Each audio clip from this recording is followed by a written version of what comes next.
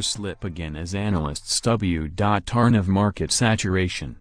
Reuters, shares of GoPro Inc. fell again on Tuesday after analysts warned that its products face increasing market saturation, a day after the action camera maker said it was open to a sale but was not actively pursuing one.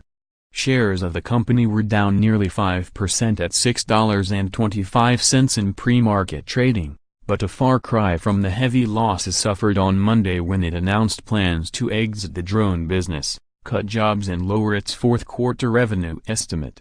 After that announcement, the stock crashed 33% to a record low of $5.04. GoPro is battling waning demand for its sports cameras and drones.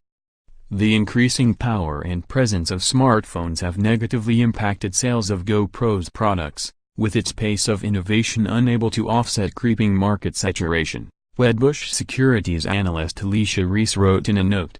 The global demand for GoPro's products cannot get higher than what it already is, and the San Mateo-based company should acknowledge the reality, Dougherty and CEO analyst Charles Anderson said in a note. Wedbush cut the price target on the stock to $6 from $10.50, and Dougherty & Co.'s Charles Anderson, who has a 4-star rating, trimmed the price target by $3 to $4.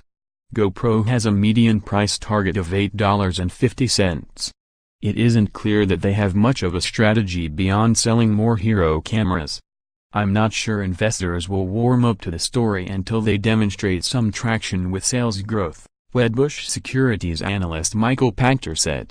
GoPro's shares closed down 13% on Monday, pairing the earlier losses after reports that it had hired J.P. Morgan to help it with a sale process.